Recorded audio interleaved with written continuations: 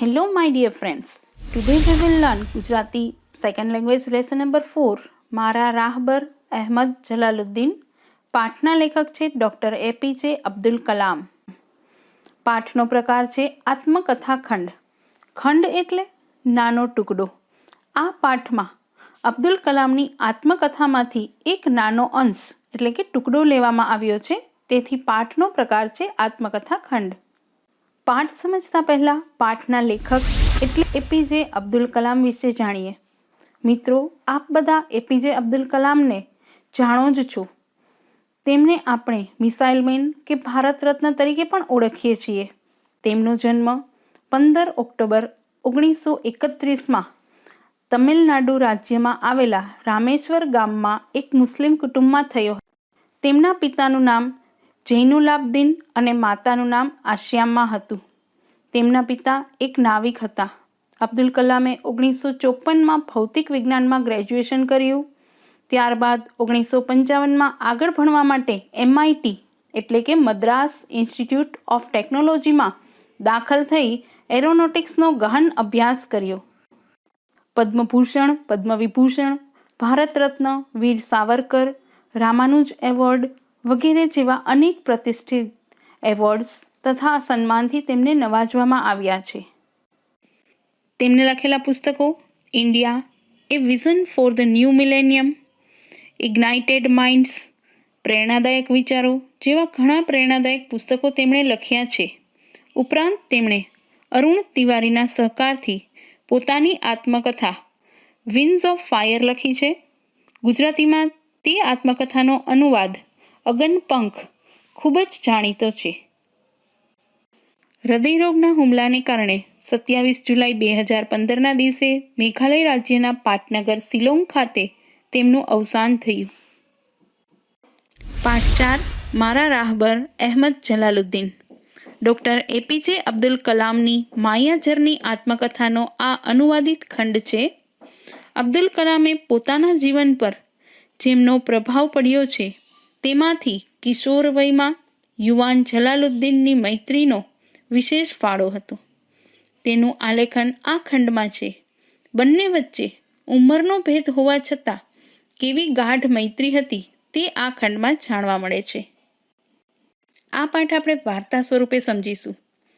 અબ્દુલ કલામ 8 વર્ષના હતા ત્યારે તેમના પિતાએ હોડીના બાંધકામનો ધંધો શરૂ કર્યો.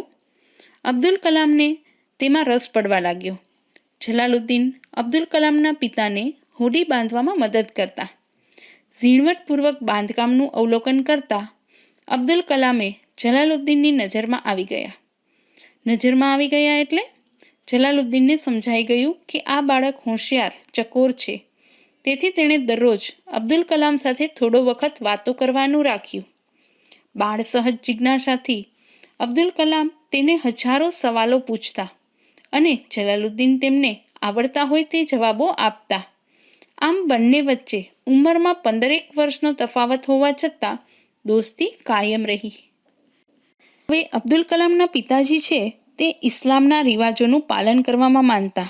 5 વખતની નમાજ રિવાજ ખાતર કરવાના બદલે સાચા દિલથી અદા કરતા. તેમનો ખુદા તેમના માટે સર્વોપરી હતો અને તેની બંદગી તેઓ ગંભીરતાપૂર્વક કરતા.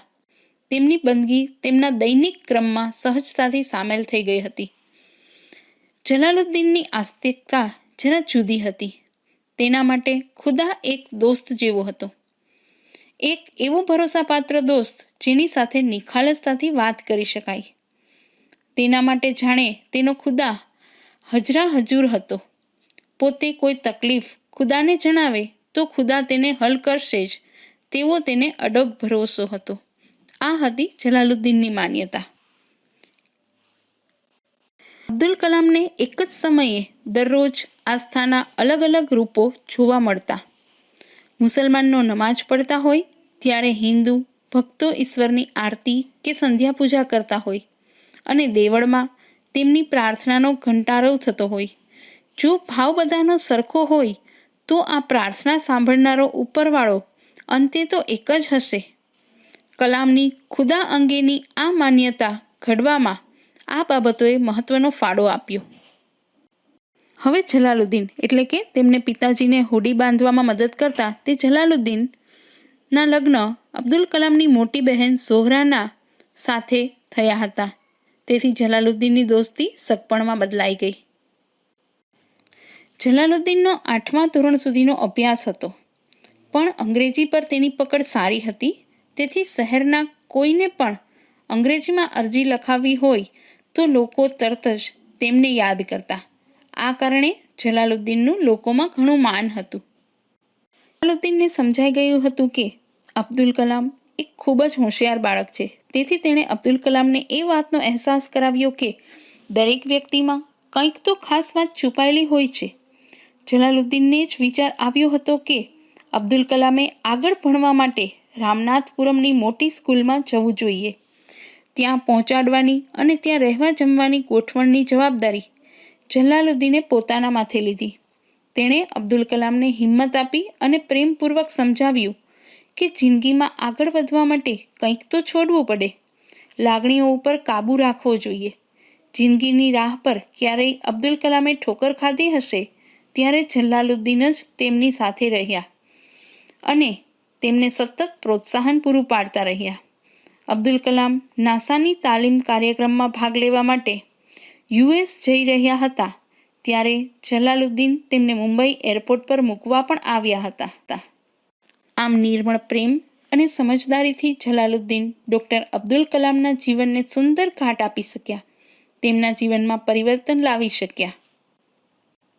પરંતુ એક વખત અબ્દુલ કલામ જ્યારે Indian space research organisation means ISRO ખાતે SLV-3 રોકેટ પ્રોજેક્ટ પર કામ કરતા હતા ત્યારે અચાનક જલાલુદ્દીનના અવસાનના સમાચાર મળ્યા. જલાલુદ્દીનના અચાનક ચાલ્યા જવાથી કલામને પોતાની અંદર રહેલા બાળકને મૃત્યુ પામતો જોયો. તેણે એકલવાયાપણું લાગતું હતું.